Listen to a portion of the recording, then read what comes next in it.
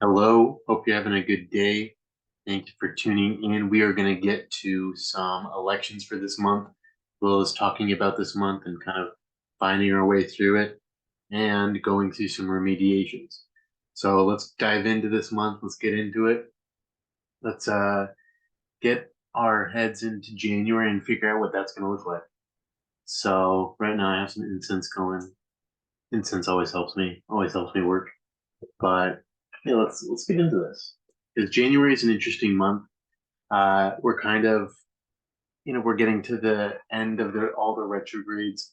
We still have Uranus to go, obviously, but we've gotten to Mercury's direct station, Jupiter's direct station, which is really awesome. And yeah, so these kind of cards that kind of revealed themselves with those retrogrades, we're now kind of seeing that kind of move forward. Uh, yeah, a lot of things that we're kind of moving forward with kind of picks up. It's a little bit of a fast month, but yeah, good month nonetheless. All right, let's get into this. Let's start the screen share. All right.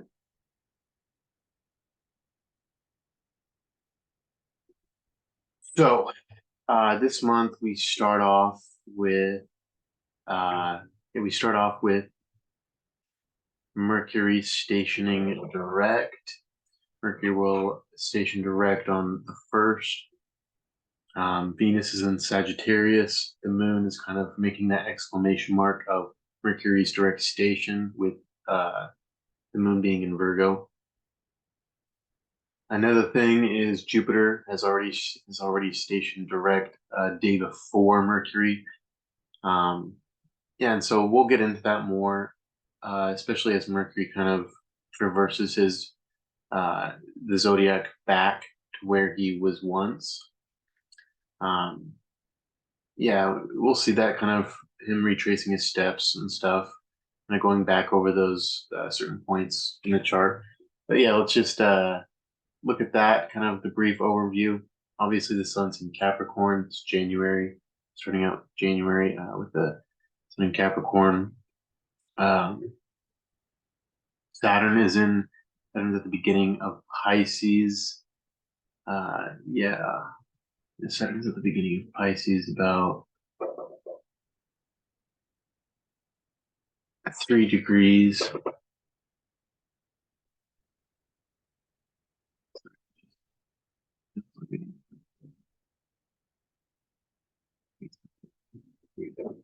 This is a new software that I got. But let's not talk about the software. Let's not talk about that. I kind of want to just talk about uh yeah, this month. I'll get distracted and I'll talk about something else. Let's not do that. Anyways, so yeah, for this month of January, we start off with that station direct. Yeah, definitely a good energy to start off with. Kind of direct motion, all of these planets moving forward. Uh let's kind of let's get things going. So then we keep going, go through the second, third. Moon will be in Libra, and the moon will conjoin the fixed star Spica as well as the south node. Yeah, that's south node. Those south node conjunctions, just a little bit interesting. I always pay attention to the south node conjunctions when the moon is there. Just something to pay attention to, just kind of observational astrology. But regardless, so we got that moon conjunction with uh, Spica in the south node. We keep going. Okay, so this is kind of when this is when the month kind of starts to pick up. The first election for this month is going to be on the 5th, and I'll get into that in a little bit. But yeah, I actually really like this election. It's got the moon in Scorpio, sextiling Mars in Capricorn. We'll actually get another one of these, another one where Mars is going to sextile the moon in Scorpio. That'll be good. Actually looking forward to that one a little bit more, but let's move on.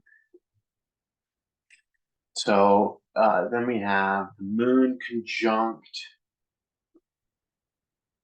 Is the eighth, right? No. Okay, we have the moon conjunct Venus. So I actually really like this aspect. Now, this could be one that's actually good for magic. I always pay attention to the Venus and moon conjunctions. Pretty auspicious, especially more so when Venus is in front of the sun. We're getting that waxing moon conjunction with Venus. That'll be better. Right now, we're getting the waning moon conjunctions with Venus. I don't know. So thinking about this is kind of opening up the sensitivity organs, providing ample space to share our beliefs, what we enjoy, and what our goals are to a large extent, shedding the rougher confines of the the kind of the way we shoot with the hip, the gun by the hip, combinations of sensuality that promote experience and learning. Lots of really good wisdom. Venus and the moon provide a lot of good wisdom. So for me, thinking about this, I'm looking at that configuration with Mercury as well, heading right into that square with Neptune that same day. And, to me, there's a lot of information to be understood there, not just kind of like data to be organized, but kind of the information, like, seeing it from a big perspective, kind of seeing, kind of allowing the Neptunian kind of smoke to kind of mix with all that. Because I think that's important for this configuration. This is going to be the last pass Mercury will have with Neptune. So there's going to be a certain amount of like things clicking, things making a little bit more sense about what that square is trying to kind of churn out of us. That kind of idea of Mercury kind of looking directly at Neptune and Mercury being in his detriment, there's this kind of distortion of what we're seeing, the optics with the intelligence.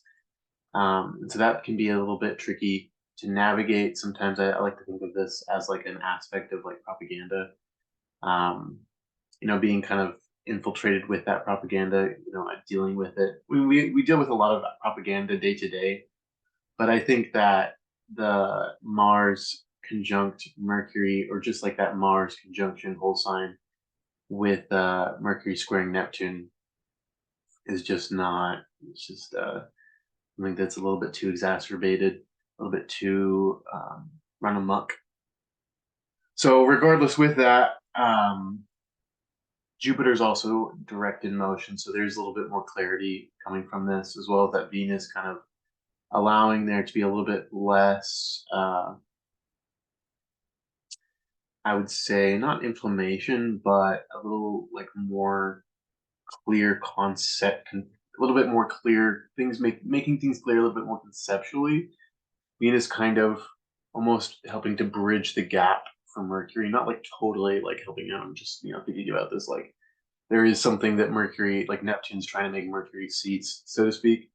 And Venus is kind of helping to churn that out, really trying to help clear up and kind of say, okay, what is this concept? And how can we deal with this and articulate this in a way that Mercury just can't, being in his own detriment? But yeah, regardless, I think that's going to be a good aspect to kind of clear a little bit of things up. May not be as helpful, but Venus will mitigate the potential difficulties, I think. Yeah, with that final pass through from that square to Neptune from Mercury. Yeah, just being a little bit more open to kind of the broader scheme of things and not kind of forcing like the authorities of like just like the authorities of like learning to be too yeah, because with that Mercury Neptune square, I always kind of see it as like the kind of the struggle to kind of learn, the kind of the struggle to deal with and orient yourself around the kind of bigger morals that kind of can be a little bit plagued with maybe experiences of that kind of can make us a little bit more sensitive than we would like to in those situations. And it can kind of make us be a little bit more oriented to dealing with that than kind of orienting to dealing with the Sagittarian, the Piscean kind of what does this feed for my soul instead of how does this like confuse my morality. Yeah, anyways, let's keep going. That's the Neptune square. Well, actually the same day. So yeah, we got a couple things going on January 8th. This is kind of when we get things really going, but we have the Mars sextile with Saturn. Now that is actually one I'm really excited about because Mars is in his home of exaltation, making an aspect, sextile, a nice aspect to Saturn, the ruler of Mars. And also Mars does pretty well in Pisces. Mars definitely does pretty well. So yeah, with that, Mars and Saturn are able to act a little bit more cooperatively. They were able to kind of, okay, you're in my home, I need your help, you're willing to help me, let's make this work. you know, Mars and Saturn, this is a really good one for getting down to business, collaborative effort that both can agree on. And I think with this especially, like Mars can't say anything that Mercury's dealing with. There is some kind of issue with that, but regardless, there is like this idea to me of Mercury needing to help Mars. And so to me, this aspect is like kind of Mars kind of getting to Saturn and kind of saying, okay, what's the job? Okay, I need help for this. I'm going to need like a machine, like a computer to kind of analyze all this data and to kind of work with it and use it for my armies, use it for my forces. You break it down so that I can really understand it and kind of use it in a brute force way, in a practical, day-to-day way that I'm not kind of having to worry about all these different things, all these different kind of spiritual, moral calculations or whatever. Just thinking about Saturn being in Pisces and kind of drawing that conclusion of, okay, let's orient ourselves to the more spiritual, deep realm of the world. Let's remediate that. But anyways, yeah, because this configuration is going on as well during the Mercury square Neptune. So to me, that kind of demonstrates this kind of this need to kind of rein things in, to be disciplined, while maybe we're being a little bit, or well, it's a little bit difficult to be doing that because we're a little bit more sensitive to kind of the Neptunian kind of propaganda of really maybe not being able to see this aspect, being able to interact with it, because that Neptune is conjunct whole sign the Saturn. So there can be a little bit of like Neptune not really believing the Saturnian deal, the Saturnian kind of job that is being asked of here from Saturn. That Neptune is kind of causing some experiential difficulties, maybe some sensitivities that are just a little bit more causing us to not trust rather than to acknowledge this could be good. It's just something to keep in mind because that Saturn sextile Mars is actually a really good aspect. Mars is going to be doing some heavy lifting for Saturn, making sure the job gets done right, measured effort, and it's discipline, the material reality and the wisdom to solve it, know what to do with it, being diligent and precise, pressure to get something done well, clear direction moving forward. Mars is really happy to be there, and so there's this kind of like, I can do this. This is something really good. Kind of a judgment in a lot of ways to see if Mars passes the test. Difficult because there's that trine to Jupiter. It's not like difficult, but it's just like kind of once again kind of going into that to me that difficulty with morals, or not difficulty with morals, but kind of difficulty to place oneself in the larger picture of the morals, because like the reality is like a little bit too broad, is a little bit more broad than that. um because jupiter jupiter has his fall in Capricorn, so there is this kind of ability for Mars and Jupiter to really meet together, but it's kind of being met with this like, it's kind of I don't want to say Neptunian kind of Mercury aspect, but there is that kind of undertone to it. And Jupiter definitely rules Jupiter rules Pisces and Sagittarius. So Jupiter is kind of like trying to help the things go successfully, trying to make things go in a good way, but like Jupiter is trying to kind of corral all of the parties that are in Pisces and Sagittarius to work together. That's making things a little bit difficult, making him feel like he can't articulate himself as well, making him feel like, okay, I can't even see Sagittarius. I don't know what's going on there. So I have to kind of like just hope that, they'll trust me, hope that, they'll believe that like, just because there's bad people in my home doesn't mean that, I kind of sent those people to do that. And that I was like co-signing that. Jupiter's just trying to make sure things are right. And then at the same time, he's trying to relate to someone Mars. Maybe he doesn't see in his direction, doesn't see in his angle.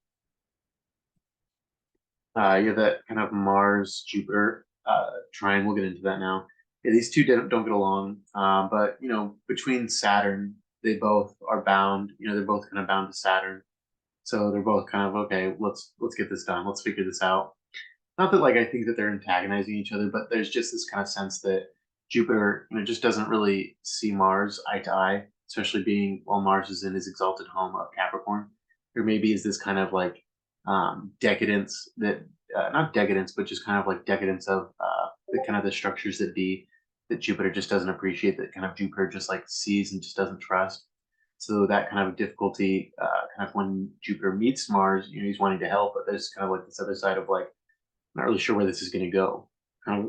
Excuse me, I'm a little bit untrustworthy towards Mars kind of energy. Not that like they can't work together, but there's just that kind of aspect of Mars working with Jupiter, but like trying to kind of maybe look at the morals and maybe the morality being a little bit, something to get a little bit heated over. I don't want to go into that too much, but just like thinking about that, how Mars is like really trying to figure out how to work with Jupiter, because also if you think about it, Mars doesn't like where Jupiter is. So like Jupiter's kind of like giving some like, oh, if this is good or not, and then Mars is like doing the same to Jupiter, which can kind of just be, it's a trine. They're getting along. They're kind of there to help, but sometimes maybe they're not as helpful as they maybe would be otherwise. Um, yeah, like trying to help the other person, not liking how you treat them because you don't really know them, and realizing that you both are kind of not maybe each other's cup of tea, but that's okay because you're working with each other already. You're kind of there's good things going. It doesn't really matter that you have to get along. You're working with another party to kind of make things go right. So it's kind of just like, okay, we're gonna get this done. Maybe we're not gonna like see eye to eye on everything, but we can cooperate. Yeah, Mars has to obtain his reward through discipline, support from someone he'll dust off. Discipline support from someone he will dust off. Mars Mars will get help, but then he'll dust him off right after that. Jupiter's philosophy of pleasure and hedonism, love, lust, remediation through the Taurian felt and sensual way of materiality. While Mars's rough, sharp, cutting, hot, brute intellect that is decisive and relative um, and volatile, sorry, but has a firm grip on the gas pedal. Mars is dealing with the martial material realities and the practical way to get there. Mars is more disciplined and ready for forward momentum. Jupiter just wants to move on and not deal with Mars. Jupiter kind of wants to just like, okay, let's kind of do this the right way. Let's do this the standard way. Mars isn't interested in that. But Mars, they're working together. Mars is dignified pretty well. Jupiter's direct in motion. There's no squares to Saturn or to excuse me to Jupiter. So things they're going. And then this kind of gets to the we're getting to the new moon in Capricorn now. So yeah, the new moon in Capricorn at 20 degrees, while Mars sextiles Saturn and trines Jupiter. Having all of these kind of things kind of come to a head, or not come to a head, but kind of figuring out, okay, we have this going on. How do we kind of come to a consensus on how to work together? Uh, yeah, how can we do this successfully? How can we be diligent and successful, and also treat ourselves with respect and dignity by doing so? Yeah. So with this configuration, honestly, though, it looks kind of like an action thriller. Like this kind of looks like a action thriller, like getting back at the wealth, the material wealth. You know what I mean? Mars is in Capricorn. We got a mission. We got to get back this material wealth, and we got to get Mercury on our side. We got to get Mercury. Mercury's got to come help us, and we also need Jupiter, and we also need Saturn. It's like the aligning of these like forces, kind of thing. Like let's get the team back together.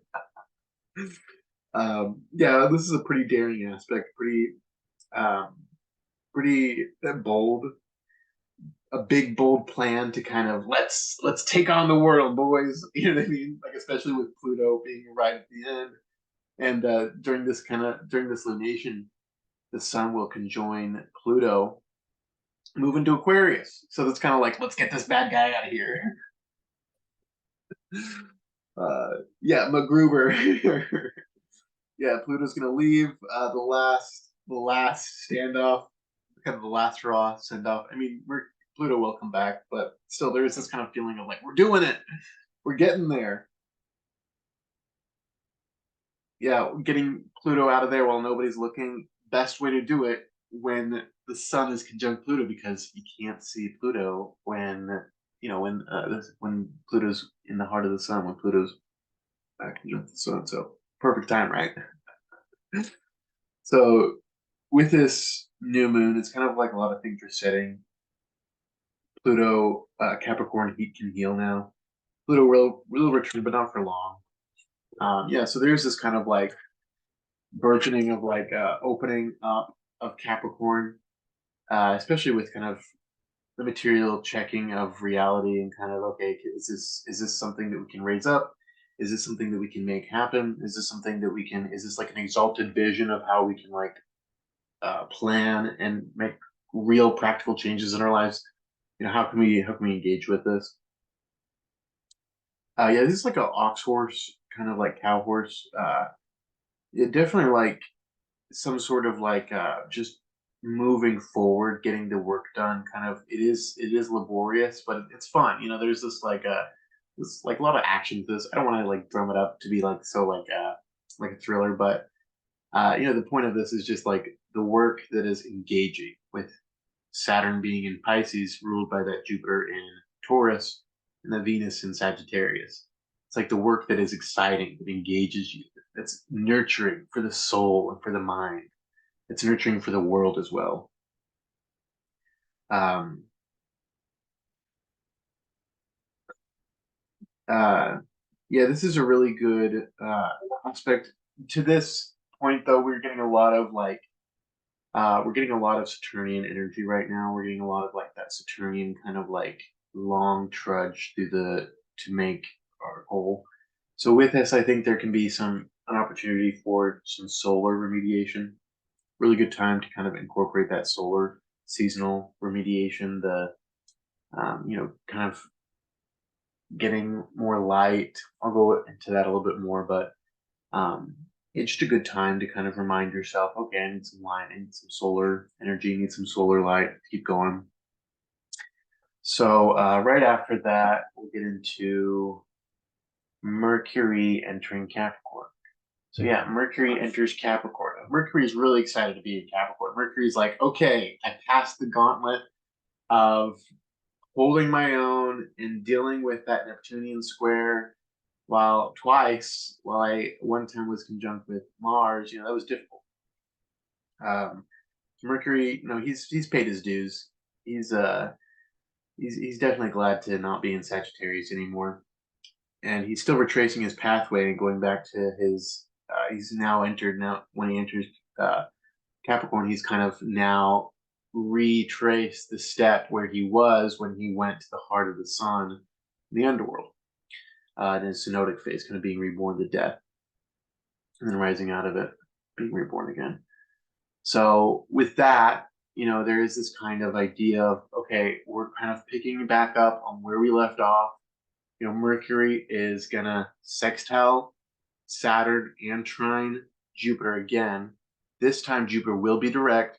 So there is more of a forward focus. Let's put the plan, let's implement the plan, let's take the considerations we need, let's deal with this, let's do this.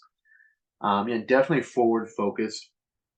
Material reality, the fine tuning and tweaking what Mercury was figuring out in Sag, and all the work he put in now finally starts to pay off and to show. He can see the difference and is maybe a bit relieved to learn all he has to do, to kind of engage with his bosses.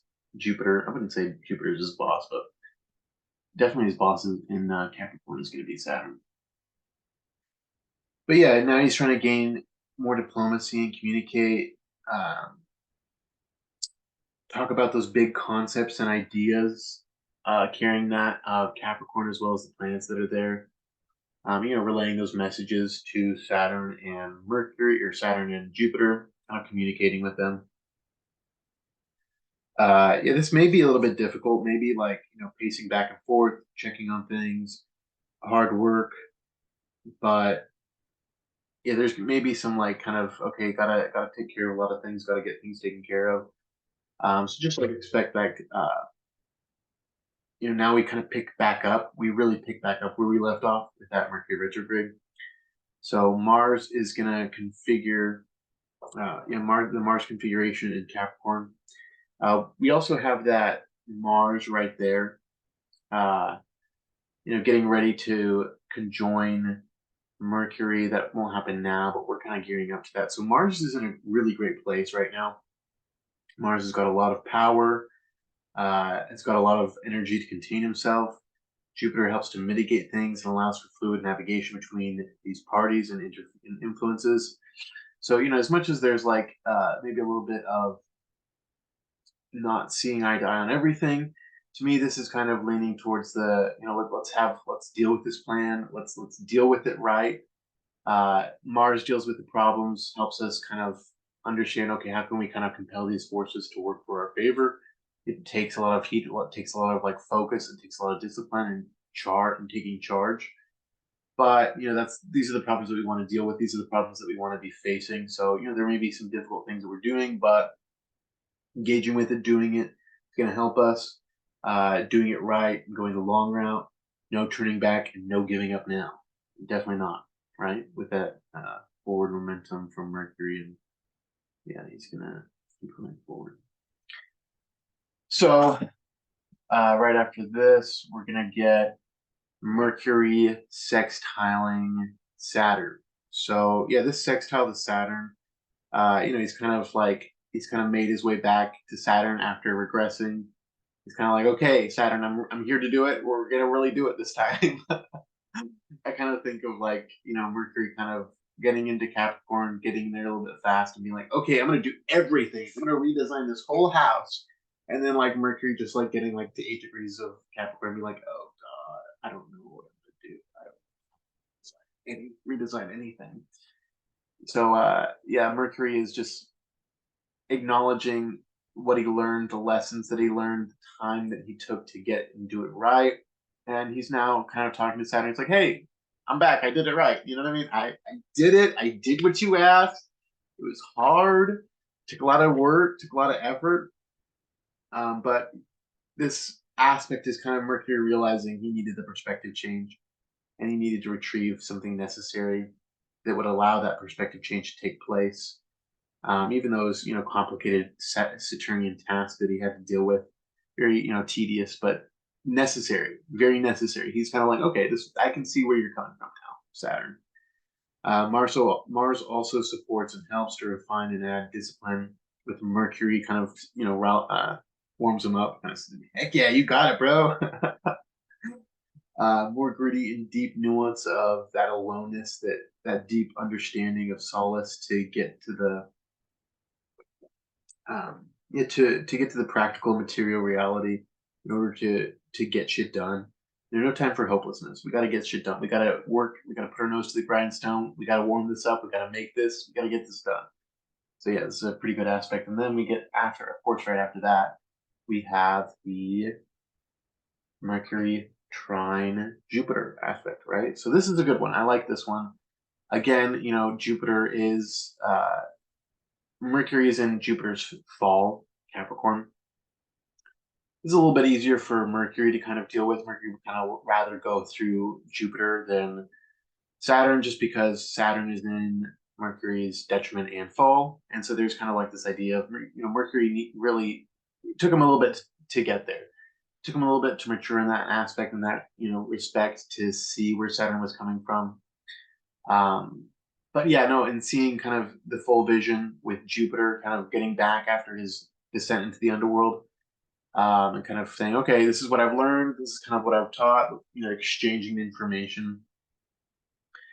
Yeah, but Mercury is kind of struggling to learn to take in the Jupiter wisdom, because Mercury is in Jupiter's fall, so there is this kind of need to kind of really see what Jupiter is coming from also.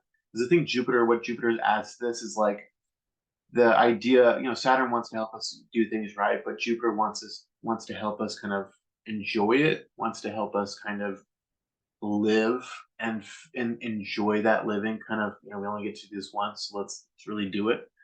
Let's not waste, let's not, let's do this right. Let's enjoy ourselves. We're worthy of respect. Um, but yeah, too much material hierarchy and not enough perspective to see the pleasure of the now and need to indulge in that, maintaining love and pleasure, and understanding deep philosophy of the material world, needing to add charm and somewhat of a funner and less serious twist to things. Message of peace that Jupiter wishes for Saturn and Pisces to have a more empathetic and compassionate way of being. Um, Respect for the journey and the legacy we live. What is the material message we negotiate for our behalf? So yeah, there's something with that, where Mercury really is kind of negotiating this material reality of what he can actually accomplish, what he can actually do. This is one where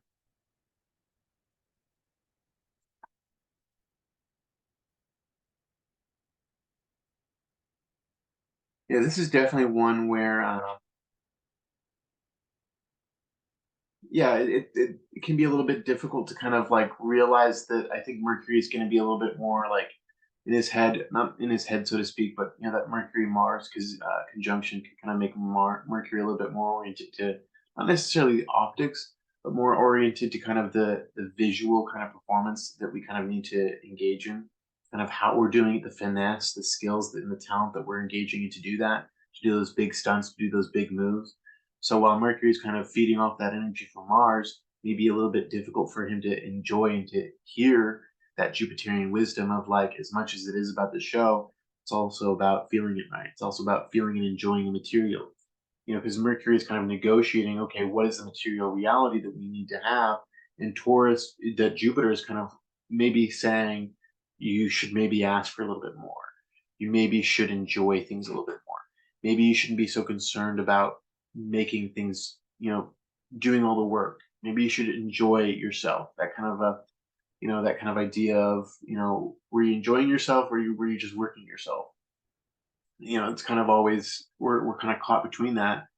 How do we enjoy things, but also we need to work for the things? There's kind of like this dynamic where we're not really, there's kind of a loop with that. We enjoy it, but then we feel bad because we're supposed to do work. But then it's also like, but is life just supposed to be for work? That kind of dynamic that I think, Taurus and Capricorn chew on. So right here, now we're kind of getting into um,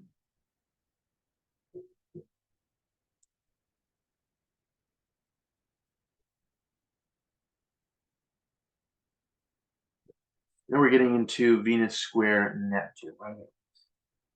So Venus is squaring Neptune, and this to me is kind of articulating a lot of maybe some of the maybe breathing in some vulnerability and surrendering to the message Neptune wishes to translate to Mars and Mercury on their paths. And maybe just trying to kind of clarify that more, kind of see it for what it is, kind of pull it out, piece it together, kind of figure out that big concept, especially with Venus being able to kind of see the Piscean world a little bit better, more clearly.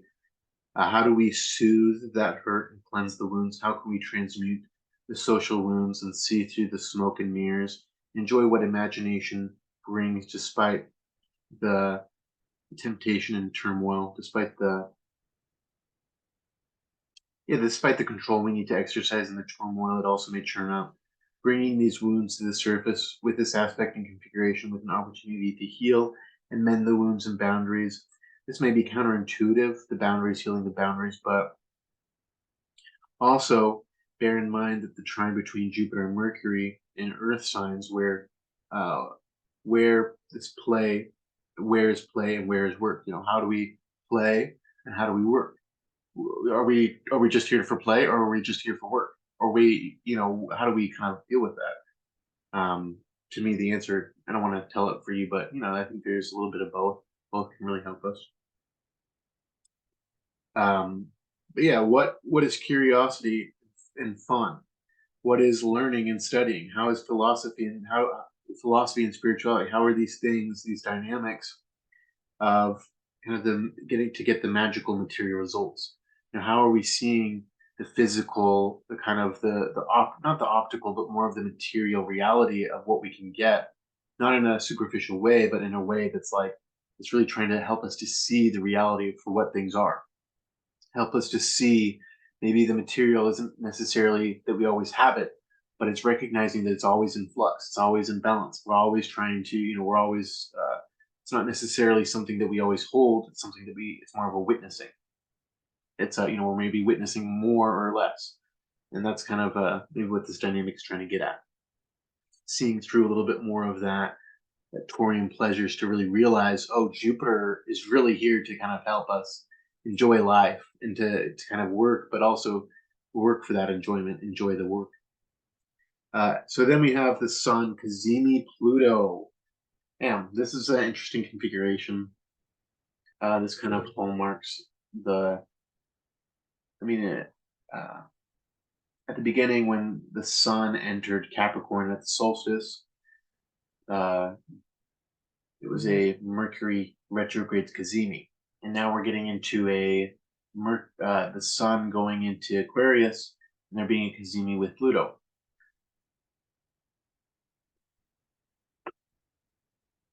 This is kind of like the initiation, the real initiation. I wouldn't say the real initiation, but Pluto's going into Aquarius. What other initiation do you need? But this is an initiation where, at the heart of the Sun, Pluto enters into Aquarius. It's pretty interesting, right? Balls deep in the Sun, Pluto enters Aquarius. So, there's going to be some things that we're just going to be in it, and we're not going to be able to really know until a little bit of time passes after. But we're being grabbed into the underworld. This is kind of being grabbed. I don't know if it's the Sun that maybe the Sun thinks, maybe there's this dynamic of the Sun kind of grabbing Pluto, but maybe Pluto grabbing the Sun back, kind of burning a hole for the Sun. Anyways, yeah, deep into the heart of the Sun, deep into the heart of the Aquarian Plutonian realities, seeing the preview and the prophecy before we experience and are really taken into the Pluto and Aquarius. So yeah, I think this is going to be, a lot of times the Sun kind of speaks to prophecy, visions. So to me, this is kind of representing maybe a vision of what Pluto and Aquarius would be.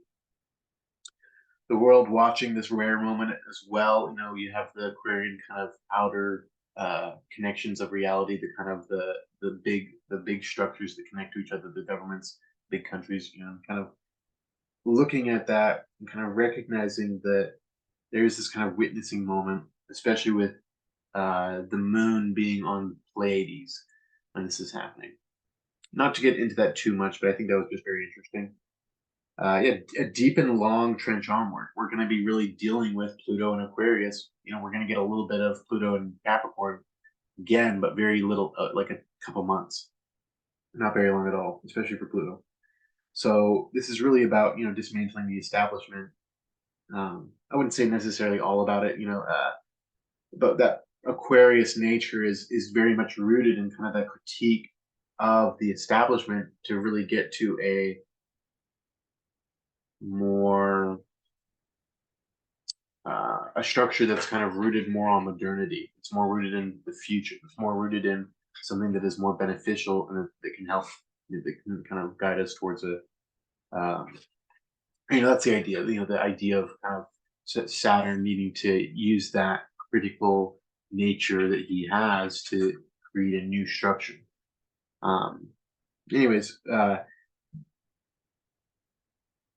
how before we get to we'll get to Pluto and Pisces in a while, but like this is just interesting to think about. But yeah, this is something where I think it's like important not to get lost in the audience. join the script and create, join the script, enjoy. Aquarius is opposite everything from Leo. Leo is kind of the action, the story, and the Aquarius nature is kind of, okay, we're kind of reading the script, we're in the audience, we're kind of looking at things.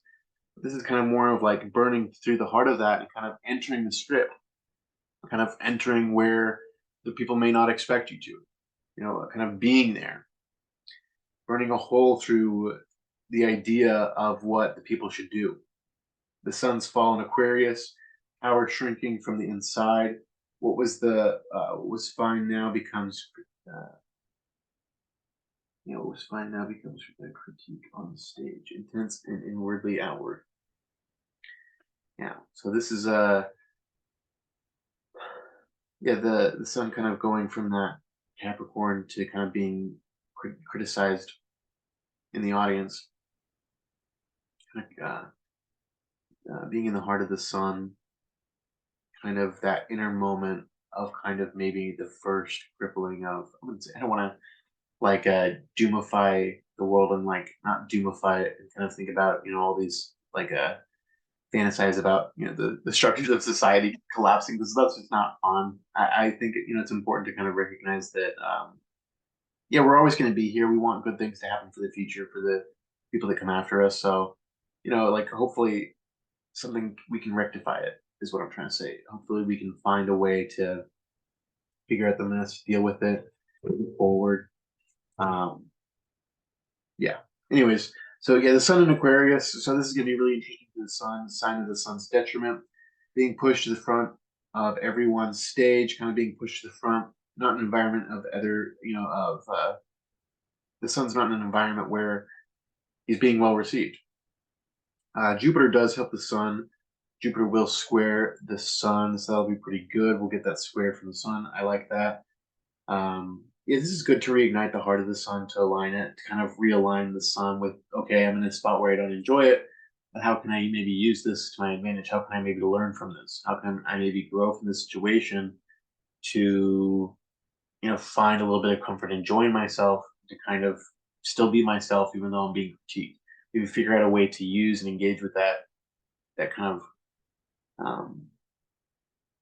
that unexpected way of doing things, maybe breaking the fourth wall, of Aquarius. So a little bit difficult, and a little bit difficult to kind of figure things out. A little bit difficult for the sun to get the resources he needs, especially with Saturn being in Pisces and not being able to see the sun. But let's keep going. So right after this, Venus will go a couple days after. Venus will, head into Capricorn. Venus will head into Capricorn. So I like Venus in Capricorn, but here's the thing: as soon as Venus enters Capricorn, she's like, "No, Pluto, let's party, dude. Let's have fun." Maybe not party, but chill, being chill, more quiet, but not less powerful. Big room of people, but not Pluto. So that's pretty good. Venus likes that, I think. Venus in Capricorn, affecting the social decorum in a more realistic and tenacious way that is desirous to kind of engage with the material realities, kind of engage with that conservative way of kind of taking on the world in order to kind of get some things, to kind of maintain that structure, not just kind of thinking of Venus and Capricorn as like this power hungry, she just wants power. She's just power hungry girl boss. Not thinking of her like that, but just this idea of being able to be somewhat rigid about plans and not giving up on being objectively oriented to what you love and the relationships you enjoy can really help you to maintain how you want to go. It's a way of Capricorn kind of being very tenacious, being very objective, being able to really dig into what's life, what is the realities. Let me hear it, because I'd rather know it than run from it. But I think definitely there's like an awareness of material reality. Venus wishes to deal with it. Venus wishes to kind of consolidate her resources, to use them wisely here. yeah, no flashiness from Venus really in Capricorn to me, but this awareness of material reality and keeping it form and being, but Venus in Capricorn, I think there's this kind of like a little bit messy, kind of unkept way that Venus likes to operate in Capricorn, kind of just being a little bit rough on the edges. It is ruled by Saturn after all, and Saturn is, Saturn likes to be a little bit sloppy. Saturn likes to be a little bit dirty. Not that Venus is going to project that in like her appearance necessarily, but there can be this like maybe attribution to kind of appreciating the more um, musky, dirty realities. Yeah. So Saturn and Venus have mutual reception here, which is really good. We love that. Saturn enjoys Mars and Venus being his home, goddess of romance, love, and beauty, wants to articulate and shine a mirror into Capricorn to raise it up and elevate the signification of the sign. Venus is peregrine, but receives Saturn through the sextile, and because Saturn's in her home of Pisces, right? Let's keep going. So now we're getting into the full moon in Leo, right? Let's get into that full moon in Leo. Yeah, so full moon in Leo. Let's do this. Get into that full moon. Let's do one more. There we go. Now, this is an interesting full moon for a number of reasons. This is the first lunation, not first, but this is like a lunation that really highlights that Pluto that just ingressed into Aquarius. Interesting to think about, especially as that lunation squares Jupiter. So Pluto is kind of coming up to a whole sign square with Jupiter. There won't be an aspect from them, and there won't be an aspect right there. But yeah, so this full moon, Saturn is in Pisces, sextile Venus, trine Jupiter, and Jupiter sextile that Saturn, Mercury and Mars are conjoined together in Capricorn. And this is a lunation. I mean, it is ruled. It does come back to Saturn. I mean, it is ruled technically by the Sun because the Moon is in Leo, but the Sun rules Leo and is in Aquarius, which is ruled by Saturn. So a lot of these things kind of come back to Venus, Saturn, and Jupiter. Because then after that, you go to the dignity tree. You have Saturn being ruled by that Jupiter, and that Jupiter and Taurus being ruled by that Venus in Capricorn. So there is this kind of those three kind of ruling to kind of taking things. But yeah, anyway, so it kind of just bounces really back to that Venus and that Saturn. And I actually really like this lunation. It's a really interesting lunation. Yeah, there's a lot of things that I like about this. There's a lot of things that are a little bit tricky, definitely tricky, but some things to notice, some things to take note of and to enjoy. So, yeah, but this is really shining a light on Pluto and Aquarius, really trying to figure that out, trying to understand what we can deal with that, how to move forward, how to find momentum towards Saturn's objective goals in Pisces, figuring out and dealing with the Pluto and Aquarius and that Sun that is in the 12th sign to Saturn. So it's all square Jupiter, right? And to me, this is very pragmatic, kind of recognizing, okay, this is what we can do. We're kind of dealing with the more Saturnian influences right now, with 3 planets being in Capricorn, stellium being in Capricorn, Pluto and the Sun being in Aquarius. Yeah, so there's a lot of Saturnian influence right now that we're engaging with. And this really does call for us to be pragmatic, to really be disciplined, kind of see reality where it is, and to also recognize what we can do and to deal with it. Is that Mercury-Mars conjunction is really talking about us kind of engaging with some tenacious shit we got to take up, some things that we got to deal with. Breaking out the supercomputer and Mars going to town, getting his calculations done, and also getting all the tasks done that he needs to do.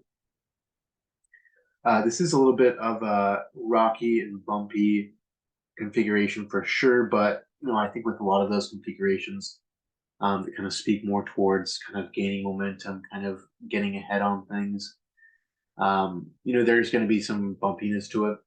It's not always going to be just smooth sailing ahead, but I definitely think that this is about joyful new connections being made, forming alliances with others, especially with that Venus sextile with Saturn that's really kind of carrying this.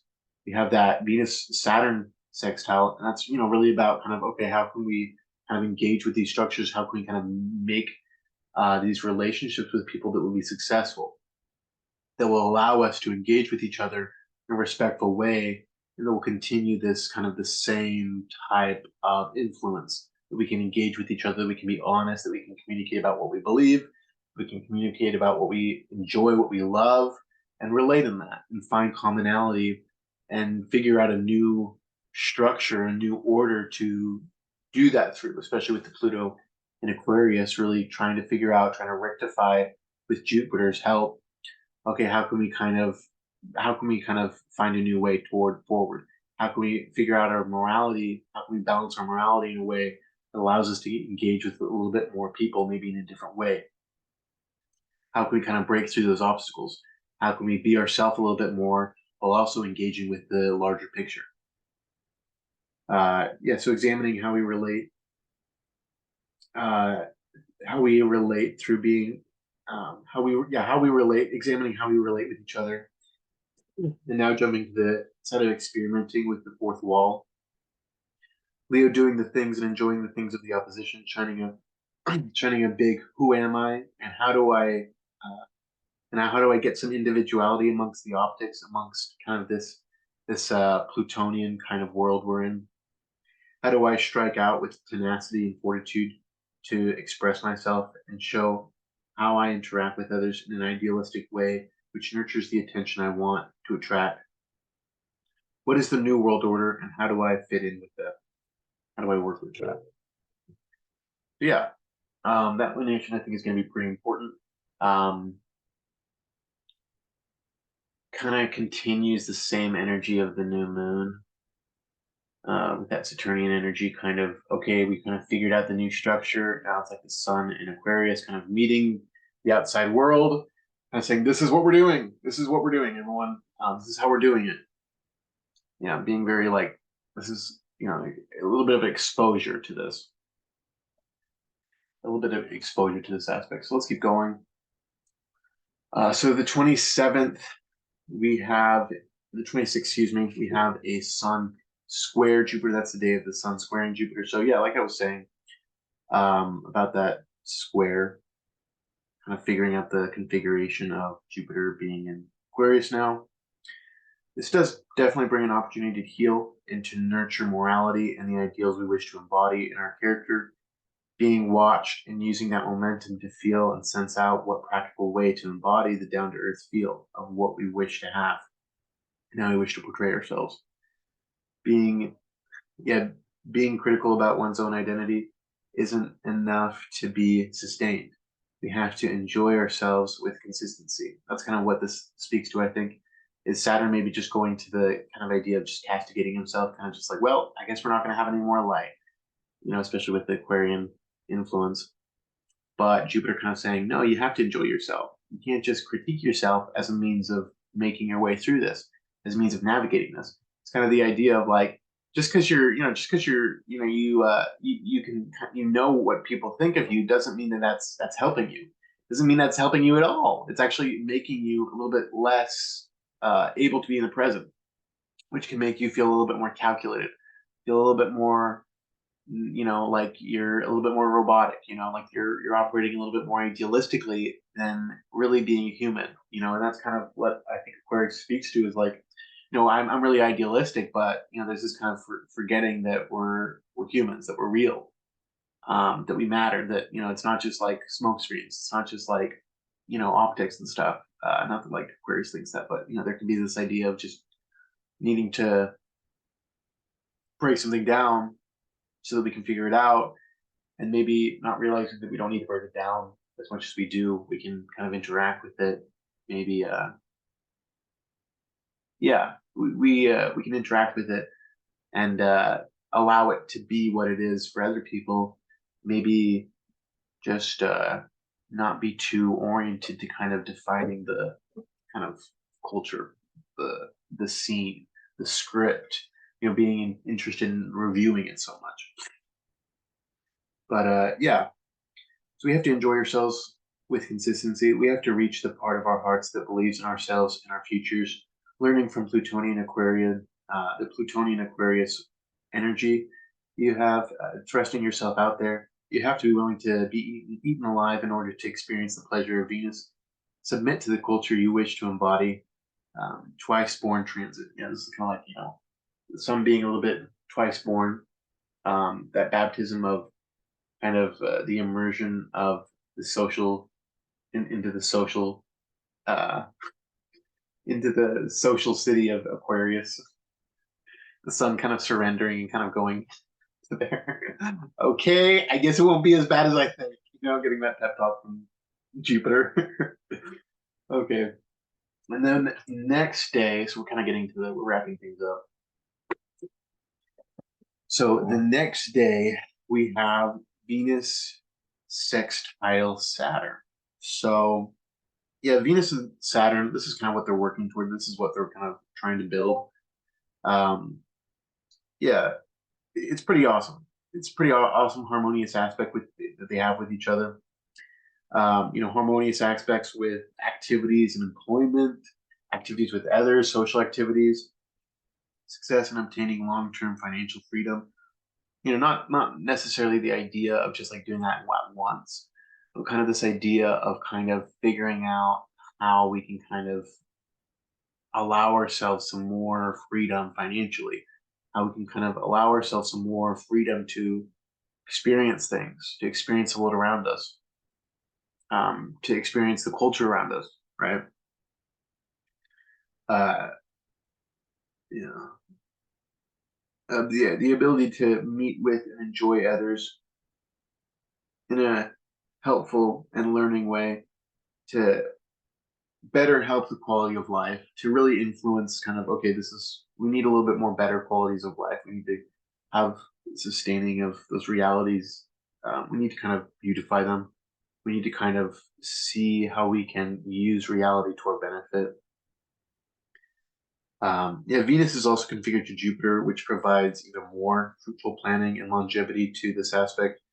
Difficult, maybe, but that's what we need to grow and sustain ourselves. Jupiter and Saturn's kingdom, as well as Venus, they all really benefit from this.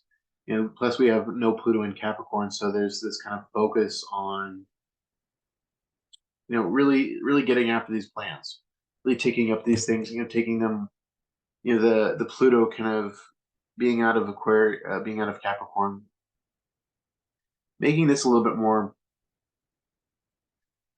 shoring this up. There's a little bit more of like that.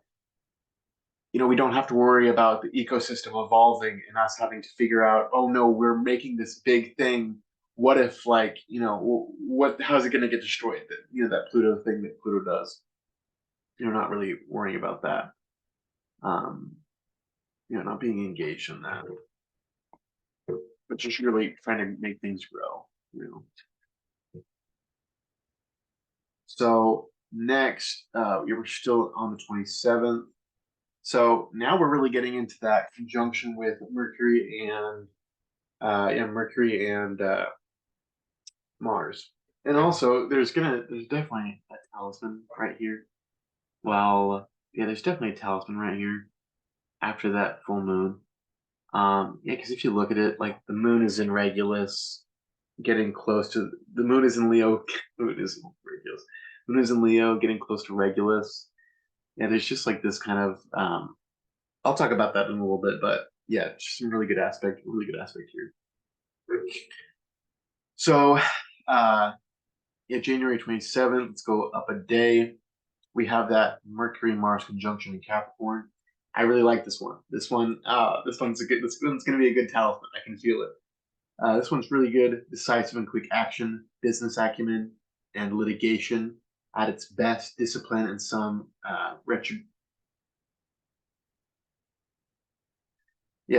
discipline and the ability to restrict yourself to talk before things that have been planned, talk about things that have been planned, to engage with things that have been planned as well as possible. Real king shit. Rigid movement toward a goal. This is we're really kind of digging into the kind of the meat of like what Mercury is really enjoying. I think just kind of tenaciously getting at that, really just going at things, really kind of getting things done. Litigation on a grand scale, working in the weeds, extracting gold. Yeah, this aspect's pretty great. Being able to have a good business plan and implementing it very well. Good for opportunities, seizing the real monetary physical reality that we need to grow. The industry that we need to clothe our lives. And as well as this happening, this is kind of big because it's also at the same time we're having that configuration. They're both trining Uranus, dude. They're both trining Uranus, so they're both like, let's fucking do this. Let's do some devil shit, dude. Let's fucking steal Prometheus' fire and like learn how to work with it. Like that's what I get from this is like, yo, I just stole the fire from the gods. Let's figure out how to use it and give it to everyone. Yeah, definitely like this aspect. Definitely like this aspect. And then the next day. So actually, I'll kind of wrap up what I was saying about Mercury and Uranus. So yeah, making the path before you, using the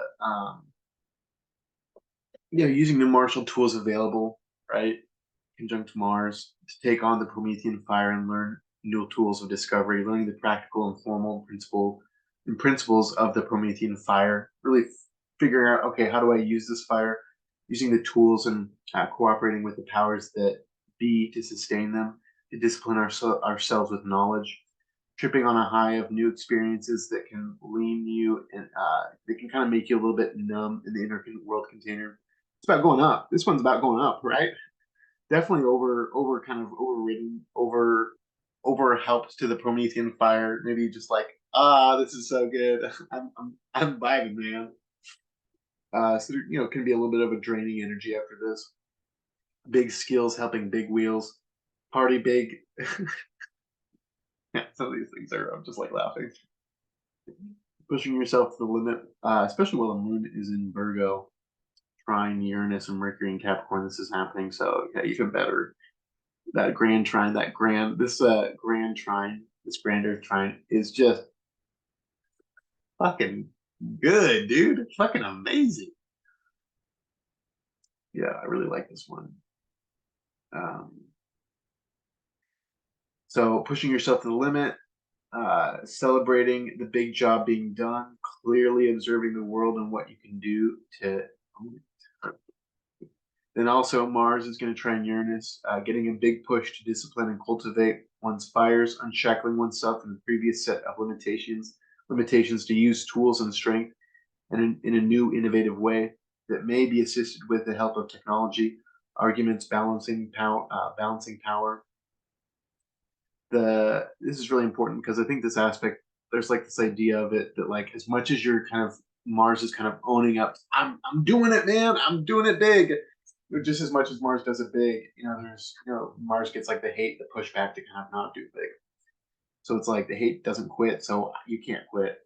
Breaking a record, using tools and combinations. Don't take, not taking shit that,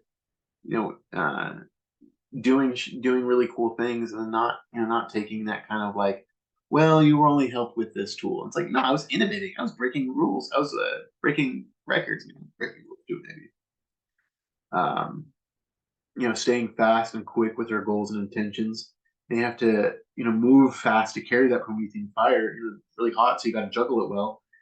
But you're doing some really cool fucking shit. You're doing some gang. This is a gangster aspect right here. Using the supercomputer to target and calculate the desired goal. So yeah, let's talk a little bit about. Yes, we had fun with that. Ah, God, I love that Mars Mercury aspect. Yeah, I did that right.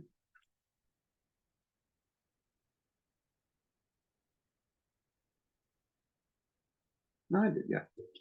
Yeah, so I love that aspect between them. Pretty great. Definitely going to be some talismans to make then for sure. Then the same day on January 28th, we have Venus trine Jupiter. Yeah, pretty good. Pretty good aspect. I like this one. Now, Venus is in Jupiter's detriment, but Jupiter is in Venus's home or domicile, dude. Fuck yeah. Optimistic growth based on observed traction and tasks, material tasks and goals to obtain and create wealth, working hard to get your hopes and dreams, being scrupulous in planning and tenacious in relational dynamics, not giving up until material wealth has been amassed, not giving up until you make the work done, realization of a limited amount of time to fully allow our efforts to be realized, how to trust others to cooperate with our own intentions, figuring a way to align our goals with others, and have a social etiquette and to obtain and be able to enjoy the good things of society, indulging in the social hierarchy as much as we wish to as much as we wish to expel it. There's something with that I think that's important. I think this is kind of maybe riding on a high of Jupiter. I think I don't know. I don't want to get too into kind of what Jupiter has provided in Capricorn, but I think there is this idea of like Venus wanting to kind of enjoy the culture, like enjoy the structure, but also maybe wanting to kind of criticize the structure, figure out better way to it. But at the same time, Venus wishes to expel the culture, expel some part of it, refine it and reform it. Definitely in Capricorn. But there's this idea of recognizing limitations, what we can control, how we can actually, what we can actually control in the culture, and realizing that the best thing we can do to try and steer our own culture is to really enjoy ourselves, figure out a way how we can trust others and enjoy, build our lives, to grow ourselves, grow with others. The Earth trine with the Moon in Virgo, yeah, it's difficult work. There's with this, you may think, oh, Venus and Jupiter, they're just enjoying things, they're just leisurely playing around. Yes, they're doing those things, but to me, we're dealing with more practical realities. We're dealing with the Earth signs. There's signs, there is this idea that we need to enjoy things, but there's also like a practical way to get there. We need to do the things. We need to engage with people. We need to figure things out. And Jupiter and Venus, just because they are benefics, but I also think that they definitely are there to support and to do the work. Um, yeah. But anyways, yeah, especially with Venus and Capricorn, there's the Moon in Virgo, Jupiter and Taurus, Mercury and Mars together in Capricorn as well. We're looking a little bit outside of things. We're not maybe looking inward. We're looking at the bigger structure of things, what we can do, how we can interact with it, how we can pull levers and make things happen, right? So, figuring out a way to align our goals with others and have social etiquette. There's limitations to what we can do and how we can enjoy the culture, but just maybe a wake up call to enjoy life, but also to not be picky about how it looks. With that like Venus and Capricorn, Jupiter and Taurus, that kind of they're trying to do the mutual reception, but Jupiter doesn't really enjoy Venus's home, or not enjoy Venus's home, but enjoy Venus's current sign of Capricorn. So there is this kind of difficulty of that, but Jupiter and Venus, they're definitely getting along. Definitely wise, using their intellect to help themselves to really see things for what it is, to recognize that seeing isn't always believing. How just because we maybe have money in some way, or we have these things, it's important not to kind of see that as a person, but to kind of recognize and how can we move these realities, these structures of reality to help us prosper, to help others prosper. Um, yeah. So after that, that's kind of it. Yeah, that's kind of it for the month. Okay, so now let's get back into this month. We'll cover some of the remediation before we get into the elections. So yeah, this month starts off pretty bumpy with the station direct from Mercury. and Mars, or Mercury and Jupiter, excuse me. That's to be expected. Ras Alhague and Deneb Algeti definitely will help shore up those boundaries and not get distracted by Mars going into Capricorn. Definitely going to be that shining object Mars is going to be when he gets into Capricorn. Definitely going to want to pay attention to Mars then. Yeah.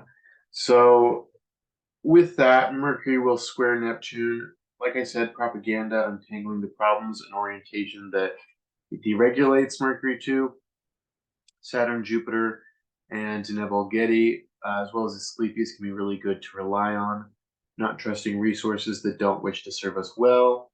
Being a little bit more careful to trust resources, to trust teachers, to trust people that we may meet during this time. Being a little bit more careful with maybe what we let out, with what we say, with what we talk about. Making sure to not entangle ourselves in bad environments and unentangle ourselves with with what's going on in the middle of this mess. Maybe not, it's important to act, it's important to respond, but there are some things that we can have boundaries with, especially maybe not reacting and maybe taking a moment to be okay. Hey, I need to actually I need to go take care of this really quick.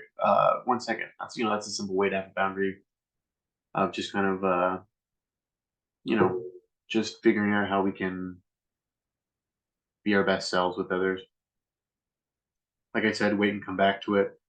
Apply logic and wisdom of Saturn and Jupiter. Venus applying to a soothing aspect with Mercury and Neptune, helping this concept of what would be to make, helping kind of to conceptualize what would help to make things better. Also, engaging with Mars and Capricorn at this moment may not be as great as we'd like it to be, but definitely workable, definitely doable. If you're wanting to make like a Mars talisman, just like kind of maybe making like a Mars or using a Mars talisman may not go towards the direction that we may think it will. Not that like we're not going to be able to do things, but just with this idea that Mercury is kind of going to be in Sagittarius squaring that Neptune, so there's not. I don't know. Mars can do a lot of things without needing Mercury. I'm not saying that Mercury needs Mars needs Mercury in any way, but just that kind of Martial kind of moving forward may not complement Mercury's kind of the martial kind of gleaming with the swords, kind of engaging with the fun, the revelry that Mars likes to engage with, may not be well paired with the Mercury square with Neptune, that configuration. So if you're doing that, kind of take a moment to kind of step into another space where you can do that, where you can kind of have that available. Kind of recognizing, okay, how can we kind of balance these two? Anyways, yeah, just because Mars and Capricorn is not seeing Mercury, there is that kind of indicia, but being able to continue the role Mercury got started with in Capricorn, using the tools and brute sense of the practical use of the environment to keep going. So Mars is definitely here helping, but Mars is kind of doing it in a different way. Kind of, okay, I got to carry on that job that Mercury may have gotten from Saturn first. Now he's kind of asking me to take it on, to run with it. Anyways, yeah, just trying to think about, okay, how can we kind of engage with the martial energies without tricking off the mercurial energies, right? So solar remediation, I think, would pair really well with this. So yeah, we have a lot of Mercury square Neptune, a lot of the kind of Mercury being over fried, being over saturated, being in square to Neptune, as well as being in his detriment of Sagittarius.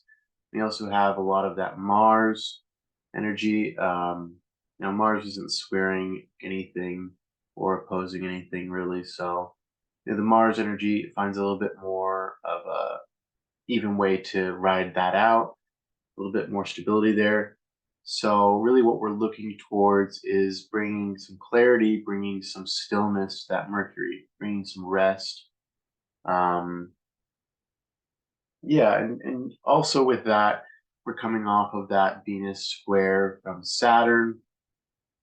So there is a need to understand these Saturnian energies, to kind of work with them, to remedy them, to kind of make Saturn a little bit more, to pacify Saturn, to temper and clarify Saturn. I'll kind of go through what to do with each planet. So yeah, with Saturn, I definitely see the need to pacify, make peace with Saturn, temper and to clarify Saturn. Definitely good for this month. What I mean by that is, there's some cleansing, purifying, refining Saturn, meditating on the intent of Saturn. If you can, just spending some time to meditate with Saturn on Saturn's day, practical assistance in how to help them, tempering, just trying to make Saturn a little bit, work with Saturn's ability to be less to be more to lean more towards anti-fragility, resilience, determination, hard work, but also not being too fast and letting go of the visuals of what will happen. Yeah, not being just like letting things go, or just like focusing on this is a rule I have to do it.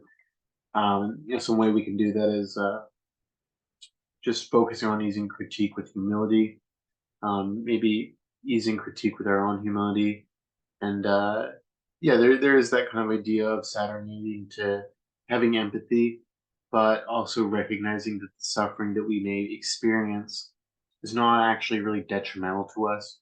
It affects us, but the soul, our soul is still intact and well.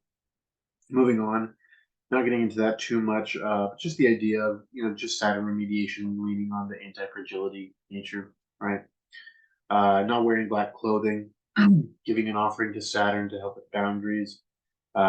Crows, unhoused folks, laborers, making making some getting some chores done, and a lot of these things can be done right after we have the Saturn ritual.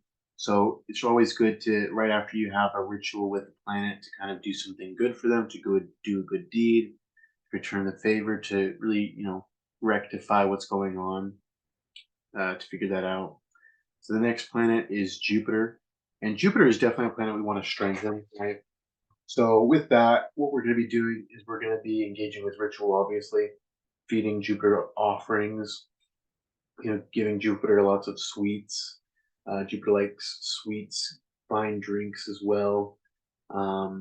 Wearing lapis lazuli and citrine, and offering remediation, offering um, charity to Jupiter's children, which can be teachers, step parents, those who hold the office that need to kind of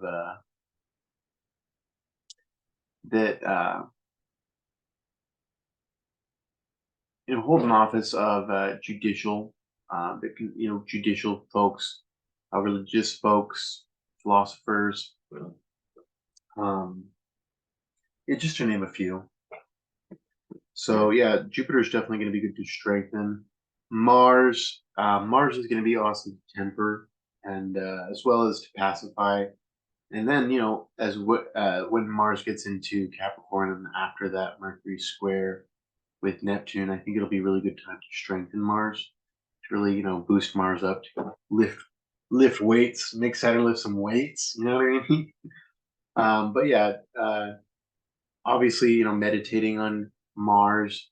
Remediation is a lot of remediation is just sitting with the planet and really being with the planet, kind of acknowledging what's going on and figuring out, okay, you're doing this. What is the best way I can move forward with this information, being there, being vulnerable to that. But yeah, offering meditation and sitting with Mars one-on-one, doing a Mars, um, doing some Mars charity for martial children, which can be veterans. Um, yeah, and just trying to engage with that kind of appreciative side of Mars, what Mars can do with his sword, what he can chop, what he can kind of the work that he can do, the labor that he can do. Um, Finding the place where that can resonate best. Yeah, no, I think strengthening Mars, wearing like garnet or carnelian. Yeah, just kind of working with Mars in that way. Once Mars gets into Capricorn, will be really awesome. I'm really excited, excuse me, for that personally. The Sun, with the Sun, we're going to want to strengthen and pacify the Sun, especially while the Sun is in Capricorn. We're going to want to feed, excuse me, some solar light to the Sun. And when Mars gets into Aquarius, we're going to want to pacify and clear the Sun. Figure that, just engage with the Sun in a little clear way. So here's some Marsilio Ficino remediations. Having a good attitude, being in open air during the daytime, using and incorporating amber, cloves, musk, saffron into our diet or tea, or maybe bathing with that, doing a spiritual bath with those. Sounds and songs that are agreeable and sweet, using lucid and joyful things within and without, taking in a lot of light, getting in that seasonal, that seasonal light that we need in the winter if you're in the northern hemisphere. Sorry. Eating with nourishing and healthy foods that help our bodies grow. Good exercise for our bodies, like solar foods are going to be there's a lot of solar foods like the ones that just kind of warm you up, that keep you going, that kind of warm your heart up, that just move you forward. So it's different fruits, different vegetables, different foods prepared. Exercise, timely rest, air that is not too hot or too cold, and like I said, a joyful attitude. So now we're going to get into Venus. So with Venus, I think the important thing is to kind of pacify and clarify Venus. Venus will be she'll be coming off from that square with Saturn, and then she'll be going into that square with Neptune. So there's a need to clear away debris by reciting the Yoga Kin to Venus, clearing things away with meditation of the image of Venus, a bath, cleansing, using a cleansing rose bath, clearly embody what Venus represents through appreciation and humility of the fine, enjoyable things in life, not being too dogmatic about who gets what and what to experience, how to experience that love and pleasure. And also engaging with Cupid Eros, charity, offering flowers to Venus. It can be a really good way to remind us of beauty, remind us of the sensuality of life. Giving some flowers to those that we love. Yeah. Mercury. So Mercury, Mercury has got an interesting trail through Sagittarius and Capricorn. Got to get back to where he was during that retrograde, before the retrograde. So Mercury will definitely be one of those planets that you're going to want to kind of be a little bit more careful for this month. Obviously with all these planets, like with everything, it's important not to be overly focused about remediation. Remediation is sometimes, we're aware of it. It can take a little bit of time to get there, but the idea is just that, it's there to help us. It's things that we can do to kind of, pull the levers, deal with it, engage, make things go well for us. So with Mercury, meditating on Mercury, offering an image of Mercury, offering charity to schools, writers, intellectuals, understanding the relationship with Mercury through the difficulties, and having respect for the children of Mercury that are affected by these aspects and configurations. Offering food to birds, therapies for Mercury, reading, communicating, and writing. So, just kind of finding time to write, to communicate in a different way that you normally do. Also, light therapy can be really good for these planets. You can do some light therapy for Mercury. Mercury's like yellow, like a yellow green. So just like think about that, or like multicolored. Yeah, Mercury engaging in like light therapy. Writing a poem for Mercury's retrograde and direct station, as well as Mercury's square Neptune. What is Mercury saying? what was Mercury's message from the underworld. And this is something to pay attention to throughout January while Mercury retraces his steps from the underworld, from that retrograde. Yeah, so pay attention to these questions as Mercury goes back, because this will be really important. This will be kind of Mercury, the point of the retrograde, and I think that there definitely is one trying to help us see things clearly, trying to help us see things from a bird's eye view. But yeah, for that instance, when Mercury squares Neptune, just maybe not, kind of not constraining ourselves to force communication to happen.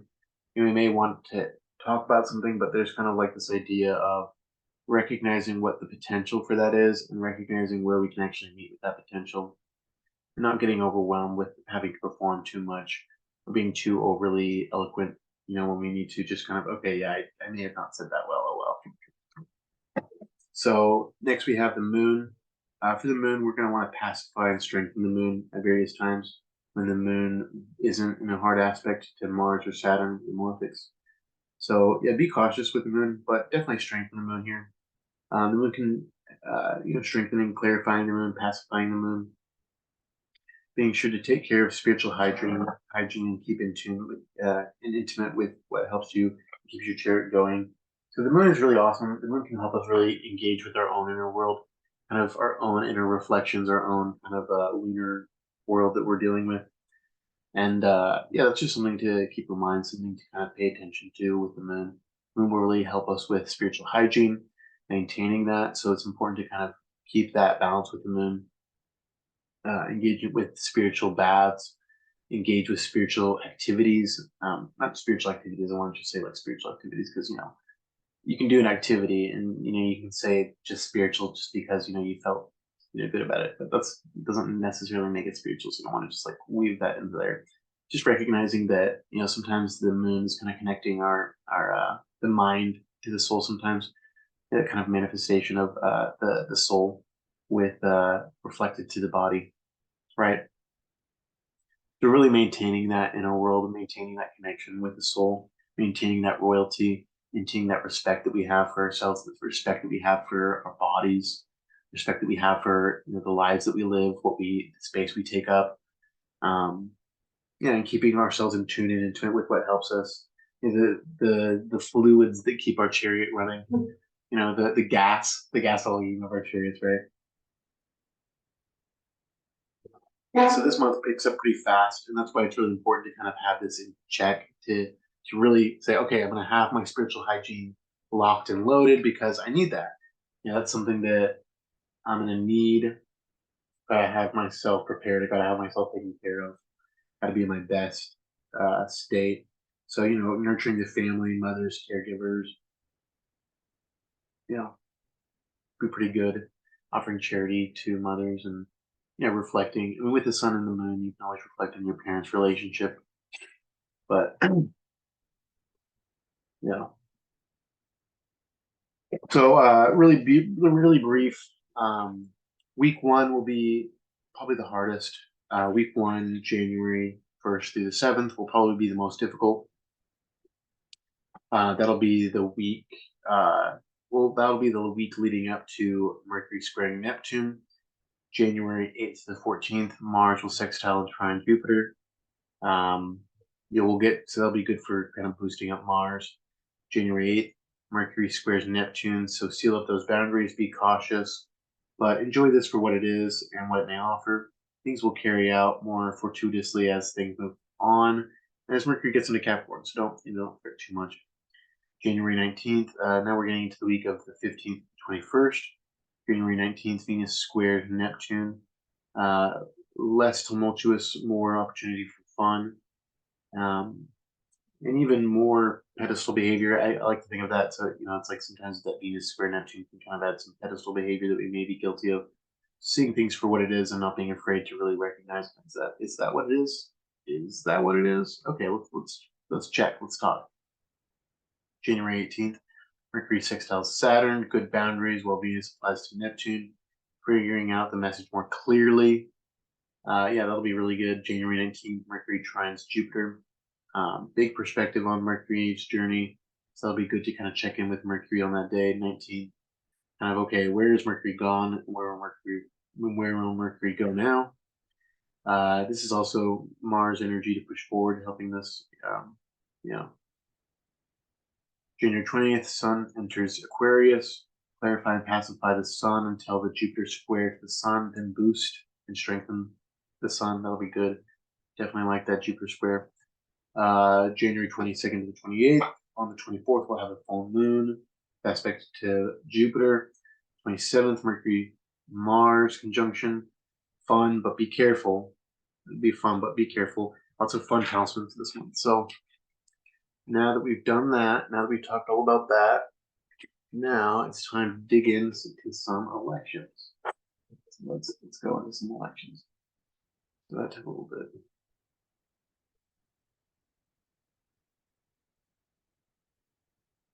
All right, so this is the election for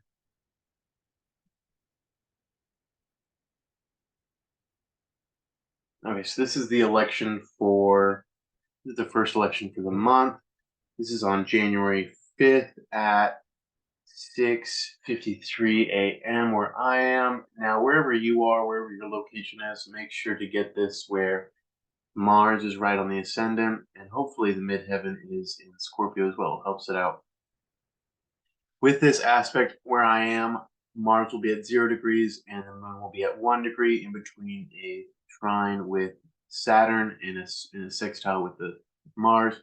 Now that is technically in between difficult, a rock and a hard place, in between the malefics. So this is definitely a grittier election. However, definitely think this can be good for high security. This can be really good for just like, okay, I need a lot of security because I'm going to have to do a lot of shit. I need a lot of, I need to make sure things stay how I need to. Need to make sure that, nobody touches my shit. And if they do, they get the hand or something. There's that kind of aspect from Saturn that's like, because Saturn is cooperating here, right? Saturn is cooperating because Saturn rules the ascendant. So that means that Saturn is in charge of whatever happens to the moon. So as much as maybe the moon and Saturn, there's times when the moon and Saturn don't get along. In this case, the moon and Saturn, they have to get along, right? Because Saturn rules the chart. Saturn rules the ascendant. Saturn's in charge of making sure things go how they should. And remember, whenever you have the first lord of any house, it's never going to be malefic. The first house lord is not malefic, no matter what. No matter what. No matter what. First house lord is never malefic.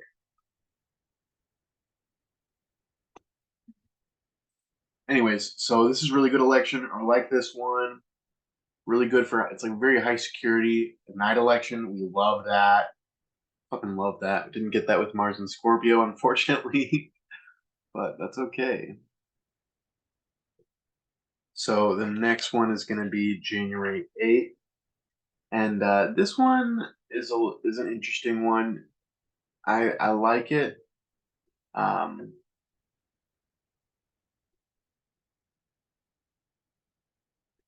This one is a Venus. This one is a Venus.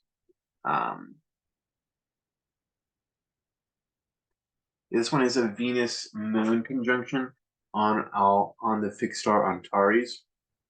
Yeah, this one's pretty good. This one's really interesting. I like this one. Definitely an interesting configuration with the fixed star Antares. Yeah, really interesting. The moon is on the ascendant, which isn't as advantageous as we'd want. So this could be just like a simple offering, and I didn't really state it with the last one. Now, the last one, you could totally do like a permanent medium for that one, use it as stone or something. That wouldn't be bad, I don't think. For this one, I wouldn't recommend like a permanent, I wouldn't recommend like a permanent medium to use with this one. Excuse me, just because there's that Saturn square to the ascendant. And, this is a waning moon. The moon just does not have a lot of light. It is an Antares election with the Venus conjunct Antares. So there may be, maybe we can gain a relationship. Maybe we can figure out a relationship with this fixed star. Pretty good opportunity to do that, but also a pretty good opportunity because Venus and the moon are pretty auspicious together. Very good for elections. Very awesome with each other. Always good to capture that. Definitely think that Venus and the moon really good to work with each other, especially when you can get them configured to a fixed star. So if you're looking for that, that's not a bad opportunity. Just that waning moon, there's not a lot of light for the moon to give. So, things can be a little bit difficult with that. We do have another one that I didn't get into. This one is on January 6th. It's the 18th mansion of the moon. Mars rising. So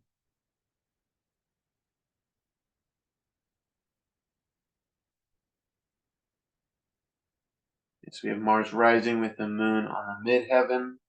Close, you can move that closer to the midheaven.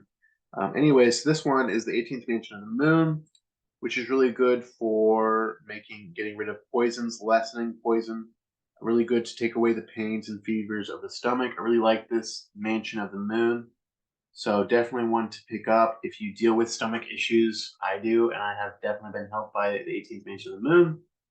Pretty good image. Yeah, really great to take away pains and fevers of the stomach. Very put simply. Okay, so let's keep going.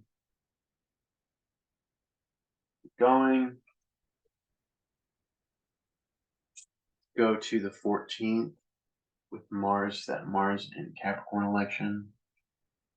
Yeah, I'm really loving the Mars. We're digging into the Mars elections this month, right? This is a Mars month, okay? This is definitely a Mars month, right? So now I really like this one. This one's pretty awesome because you have, yeah, it's just really fluid, just really functional. I really like this election. So you have Mars in the ascendant, and the moon is separating from. I think the moon's separating from actually Jupiter here. You wouldn't notice that, but yeah, the moon is separating from Jupiter. Adds a little bit more stability to this Mars election. Definitely like that. Uh, this is a waxing moon talisman, and so you usually, when you're making talismans with either Mars or Saturn, it's really important to pay attention to the phase of the moon because that can either really help the malefic planet or hurt the malefic planet, make it more difficult, make it more unlikely that things will go out fortuitously, that things will go how that planet, that malefic planet, can expect to work with things. With Mars, it's the most important thing is to not make Mars talismans with the moon in the second phase, when it's getting from half full to full. It's when you don't want to make Mars talismans. So this one, we're still getting kind of, it's a tiny moon, it's a small moon. The moon's gaining light though. Pretty good, almost a sextile from the sun.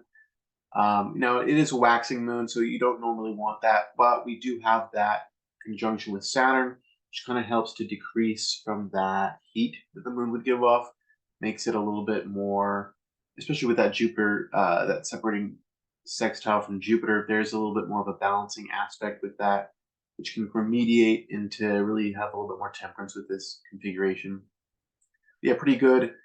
Saturn helps to kind of Saturn helps to make the moon not as hot, and Jupiter helps to balance things out. We definitely like that.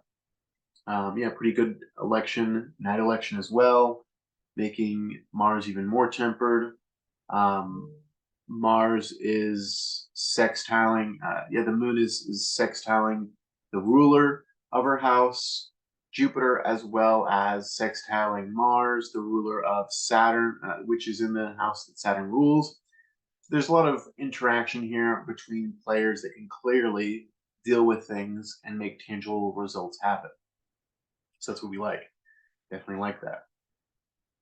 And the next election, oops, my bad.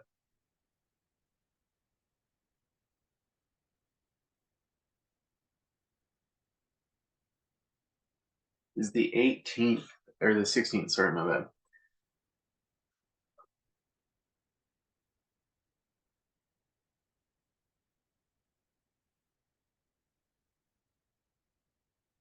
Okay, and this one's actually pretty cool. I like this one a lot. So yeah, this one's pretty badass. It's so badass. I fucking love this one. This one is now this is, you have the moon a little bit hot here, so that's important to keep in mind. But you know, the moon is in Mars's domicile. So to me that you know, there may be a little bit of heat. We're not getting into the moon isn't very voluminous with light. She's in her waxing phase, but hasn't reached the second phase of that of the waxing phase, second quarter. She's still in her first quarter, so she's doing pretty good. And she's in Mars's territory, Mars's domain of Aries. It's a night chart. Yeah, you definitely like that. Definitely love that. Mars rules Aries and is exalted. The moon is squaring Mars. Definitely like that.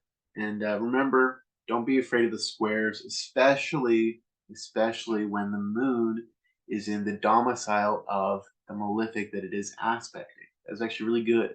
That's a yes. You know what I mean? That is a yes. Yeah, really like that. Forward. Okay, let's get to the 18th. Okay, so this one is Jupiter conjunct Moon in Taurus. Okay, let's get this going. I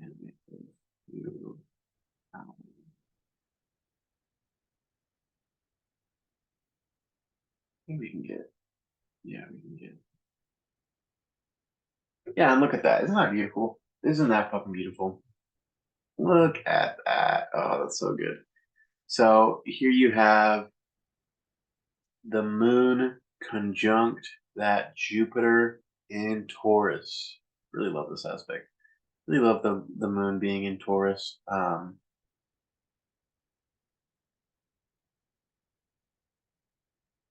Yeah, I'm trying to bring it on my little iPad so I can shoot it. Yeah. So we have the moon is separating obviously from Jupiter in this configuration and is actually applying to Mars.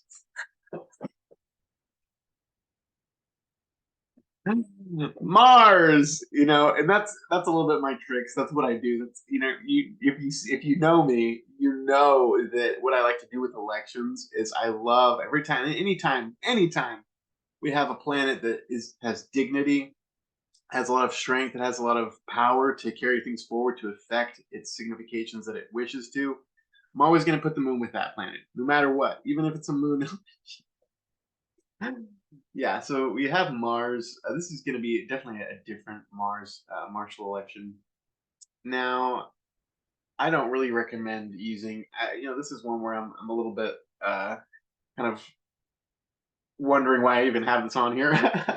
Because it is a moon election, and you know, like even Mars, like even though Mars is in uh, Capricorn, dignified, like this election, I wouldn't do too much with it. Maybe one to just kind of understand and balance the kind of martial ways with a lunar healing, you know, like just to kind of balancing that. Um, yeah, having the moon lead and the martial and Mars kind of till the earth. I was listening to Christian Mathis's translation of Mars's Orphic Hymn, and you know she kind of says, you know, work with Demeter to till the earth. So you know, that's kind of what I'm thinking with this. But yeah, like kind of working the plow to sow magical beans. You know, there's definitely like some magical beans. They're gonna grow fast. They're gonna fucking shoot out. Bam! They're gonna fucking They're gonna fucking punch the soil. Yeah. No, definitely. Okay, so let's keep going. Yeah. No, that's yeah. One, I wouldn't necessarily work with permanent medium. So most of these are ones that you can work with permanent medium, except for the obviously the moon conjunct Antares. The mention of the moon one. I don't think that one's actually pretty good election. I actually do. I definitely like that one. I'm gonna make a talisman myself for starting problems. That definitely helps. Yeah, definitely. Yeah, that moon one's really good. Yeah, definitely do the moon. The nature of the moon one is definitely good for other another medium, like yeah, specifically like fixed medium. Um, you got that configuration, the moon in Scorpio ruling, being ruled by that Mars exalted in Capricorn. It's pretty good. And then the moon on top of that is sextiling the sun. It's kind of expelling the poison, right? That's exactly what we want. That's what we need. What we need, bro. Yeah. But anyways, yeah, I think the moon's last aspect was a opposition with Jupiter in that one. So that one's pretty good. Definitely like that. Um, yeah.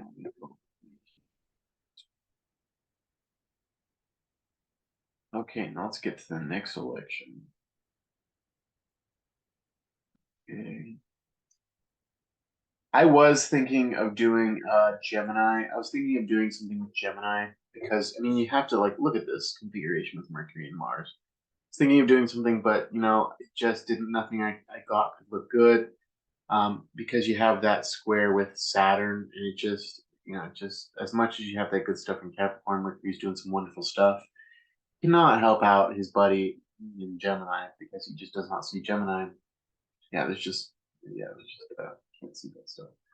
Was thinking about it. I wanted to. Was also thinking about some stuff for that moon in Cancer. Thinking about making like moon in Cancer opposite Capricorn, Mars and Capricorn. I've done that before. But you know what? This time I don't think I'm gonna do that.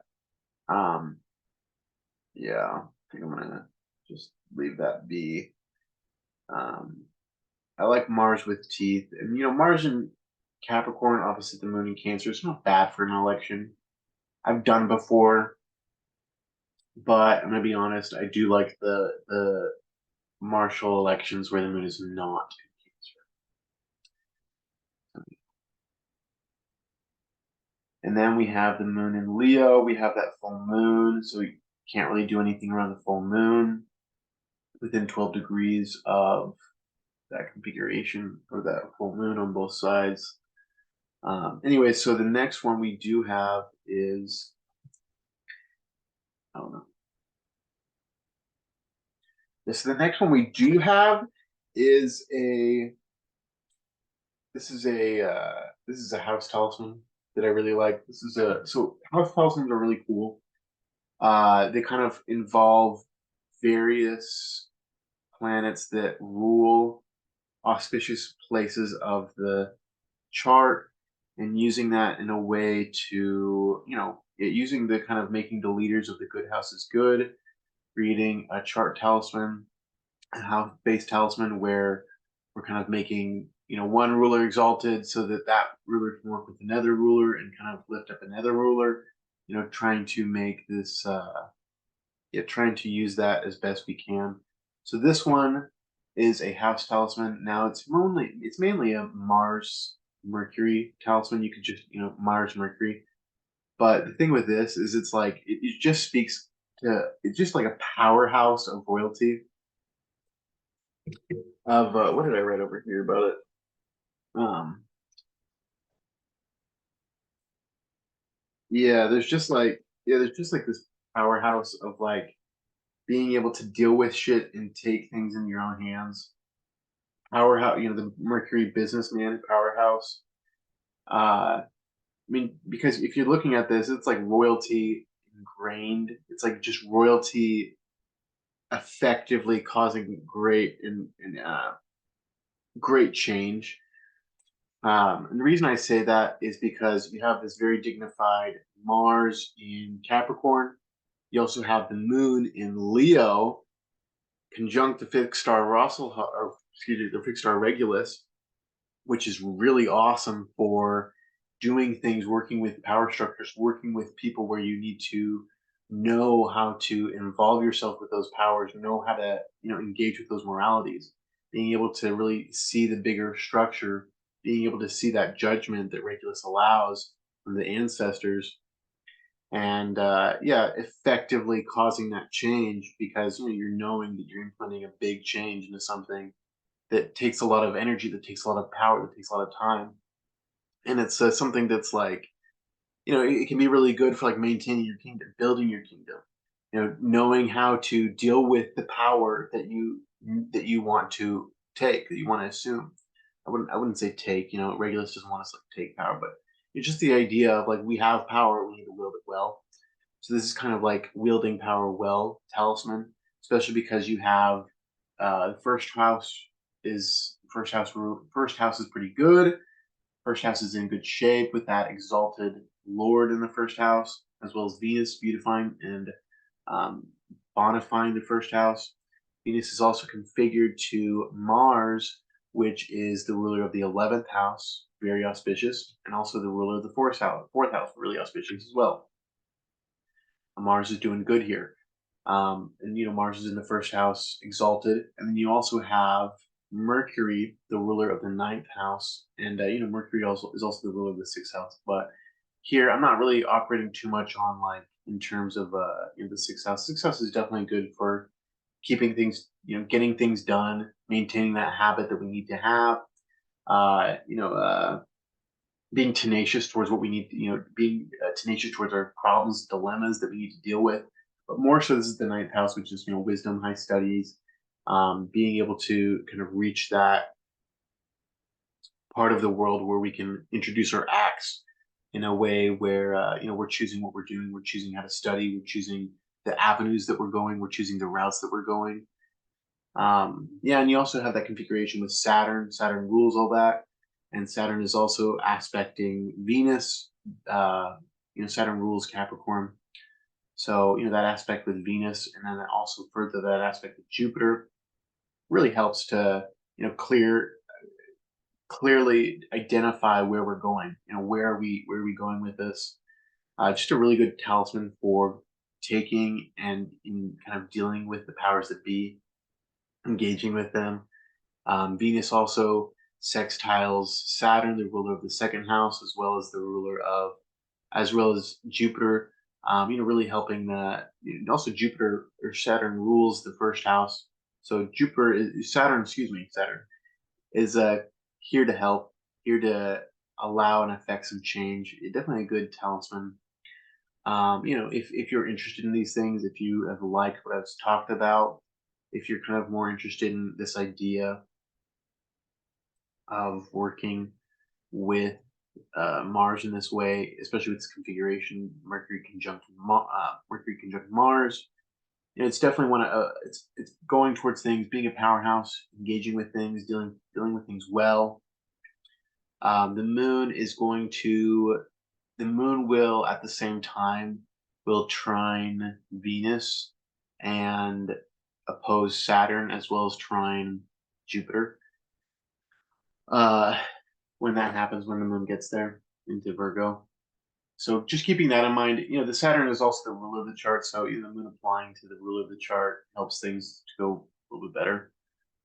Yeah, this is a really good chart, really good opportunity to pick up on a house selection, on a house talisman.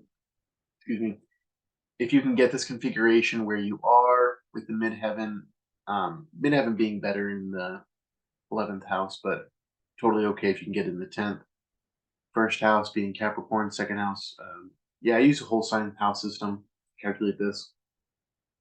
Really like the whole sign. You can use Placidus to see the angles and kind of make it more exact, but for me, whole sign is pretty good. Yeah, really good house talisman. Really good something to use, something to create. Really like house talismans. This one has a little bit more of a pretty edge to it, helping you get that shit done.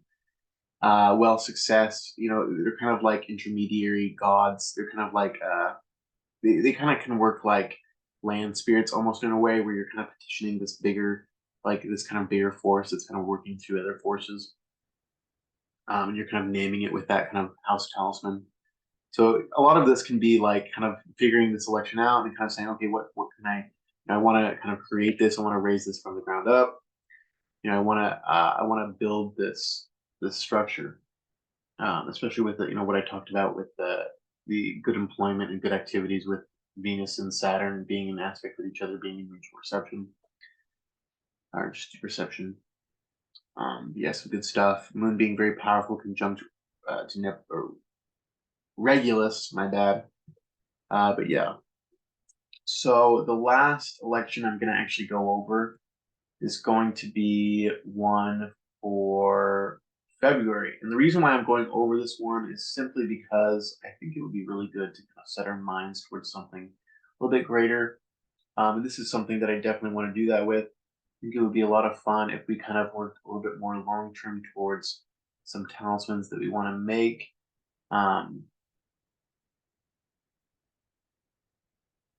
Yeah, like and I think with December we got into the issue of like um just with the issue of like we didn't really have a lot of good ones. We're doing the little dog star Procyon, but regardless, aside from that, I think it's important to kind of look for a little. Maybe not everyone's wanting to do that. Maybe someone you're wanting to do a little bit more, something that you can do in a permanent medium, and that's what I'm trying to get at. So the Book of Treasure by Alexander has some rings of so it has some exaltation recipe rings, and this is definitely a exaltation ring recipe. We're not going to be able to get the Mars on his exact degree of exaltation. We're getting near that. We also have Venus bonifying Mars, really awesome for a Mars talisman.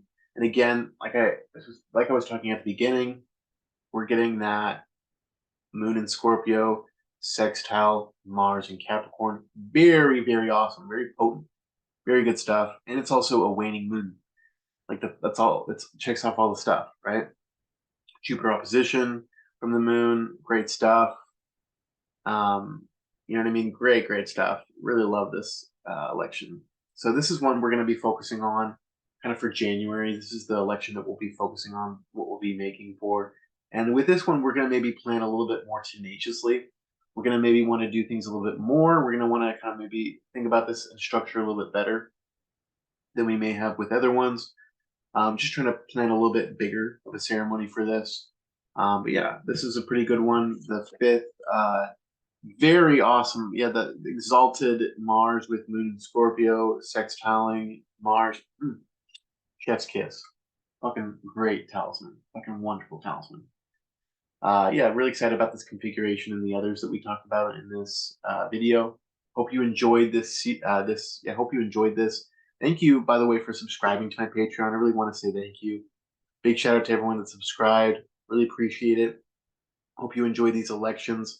I'll be putting this out and making sure that you can see all these elections, the various times that you want to grab, the various times you want to work with these talismans, and figuring out how to make it work for where you are in your location. Anyways, really enjoyed doing this. Really thankful for you all for subscribing to me. Really enjoy making this content. This is a lot of fun for me. But anyways, hope you have a good day. I'm gonna stop sharing the screen. There we go. Yeah, hope you have a good day. Really, January is going to be a very interesting month. It starts out a little bit rocky, but heads toward clear, concise action forward to make life good. Really enjoying the configurations that we get into at the end of the month. Something really juicy, something really good to look forward to. Hope you're excited. I know I am. So let's get ready. Let's get prepared for these elections. Yeah, let's engage with this. Remember, with remediation, don't worry too much. Just try to. I think with remediation, the biggest thing that I've noticed is to kind of get out of the way so that the planets can do the work. Um, we're engaging, we're doing the remediation ourselves, but sometimes we have to see what the planets are trying to help shape in our lives. And it can sometimes feel like we're not getting what we want, but in the end, there's kind of a bigger picture to that. So use the remediation to help you. You may not even want to use it. You may feel like, no, I'm fine. And maybe if you're like, oh, I'd like to figure out how to do this better, do that. I encourage that. It's really important to get in the habit of engaging with the planets with meditation. That meditation can really work as remediation moving forward. But hope you're having a good day. Hope you the best. Hope you enjoyed this. Thank you, and I look forward to next time we talk. Yeah.